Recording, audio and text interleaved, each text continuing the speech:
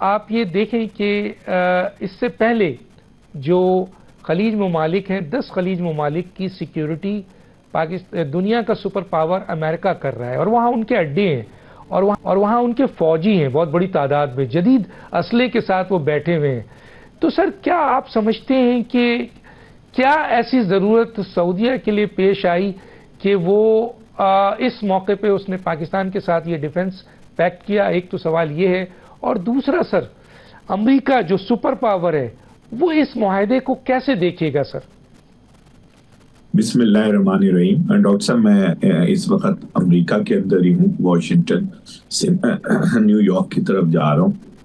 Doctor صاحب، بات اصل میں یہ ہے کہ امریکہ کی فوج ضرور وہاں پہ بیٹھی ہوئی ہے، اور امریکہ جو ہے وہاں پر اس کا ایک معاہدہ بھی ہے، اور معاہدہ یہ ہے کہ امریکہ کو وہ تیل اور گیس مہیا کریں گے، جس کے عوض امریکہ جو ہے وہ ان کو سیکورٹی مہیا کرے گا۔ لیکن آپ نے دیکھا کہ کویت کے اوپر جب 1990 میں حملہ ہوا تو امریکہ جو تھا وہ کچھ نہیں کر سکا، اور وہاں پر بھی جو صورتحال تھی وہ بعد میں ایک بڑی جنگ کی طرف گئی۔ اسی طرح ابھی ہم نے قطر کے معاملے کے اندر دیکھا کہ قطر کے اندر بھی جب اسرائیل نے آ کر حملہ کیا تو امریکہ کی طرف سے نہ کوئی جواب آیا، نہ امریکہ نے اس کو کوئی سیریس لیا۔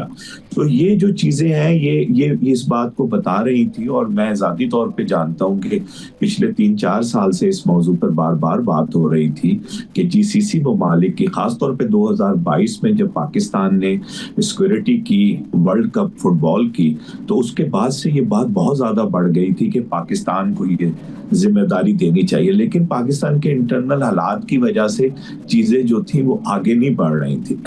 اگر آپ غور فرمائے تو پاکستان کی فوج سب سے پہلے 1960 میں سعودی عربیہ گئی تھی، اور اس وقت جو تھا وہ مصر کی اور یمن کے معاملات وہ ہوئے تھے، تو سعودی عربیہ نے ریکویسٹ کی تھی، کیونکہ 1950 میں ہمارا ان کا ایک دوستی کا معاہدہ ہوا تھا۔ 1960 کے بعد 1980 کے اندر ہمارا باقاعدہ ان کے ساتھ ایک ڈیفنس ایگریمنٹ ہوا، جس کے تحت ایک بریگیڈ فوج جو تھی وہ وہاں پر تھی ٹریننگ پرپس کے لیے۔ تو یہ سلسلہ جو تھا یہ چلتا رہا، اور جو بہت بڑی ڈیولپمنٹ ہوئی وہ یہ ہوئی کہ ہم نے چائنا سے سعودی عربیہ کو بلاسٹک میزائل دلوائے۔ اس کے بعد سے جو ہے وہ چیزیں آگے کی طرف، اور اگر آپ غور فرمائیں تو آج سے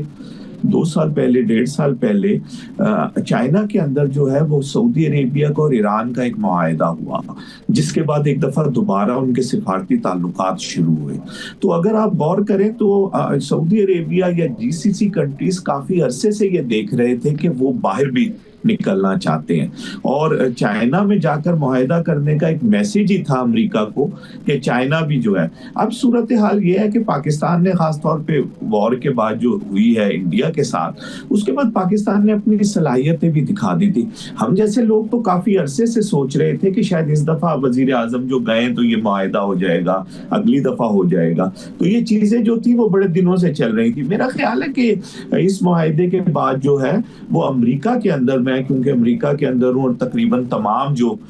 پاکستان یا ساؤتھ ایشیا، حتیٰ کہ چینی اسکالر جو چین پر کام کرتے ہیں وہ بھی مجھ سے ملے، تو ان تمام کی رائے جو ہے وہ یہ ہے کہ پاکستان کا مڈل ایسٹ کے اندر آنا کوئی بری بات نہیں ہے، بلکہ اچھا ہوا ہے کہ ساؤتھ ایشیا کا مڈل ایسٹ کے ساتھ جو ہے ایک اور طرح کا اسٹریٹجک رابطہ جو ہے وہ شروع ہو گیا۔ ہاں، ہم یہ دیکھ رہے ہیں جو اسرائیل ہے، اور اسرائیل کے دونوں بڑے اخبارات نے جو ایڈیٹوریل لکھا ہے، یا جو اسرائیلی لابی ہے، یا جو اسرائیل کے قریب لوگ ہیں امریکہ میں،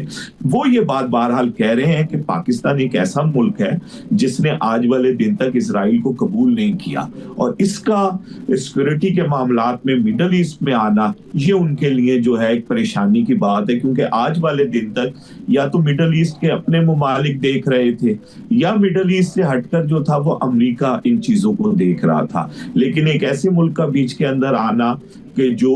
مڈل ایسٹ کا ملک نہیں ہے لیکن ساؤتھ ایشیا سے اٹھ کر آیا ہے، اور وہ ایک نیوکلیر پاور بھی ہے، ایک بڑی فوج بھی رکھتا ہے، تو یہ وہ صورتحال ہے کہ اسرائیل اور اسرائیلی لابی تو اس پر اگر میں لفظ استعمال کروں تو آنسو بہا رہی ہے۔ لیکن اگر ہم امریکہ میں دیکھیں تو امریکہ کے اندر اتنی زیادہ اس کی مخالفت نظر نہیں آ رہی۔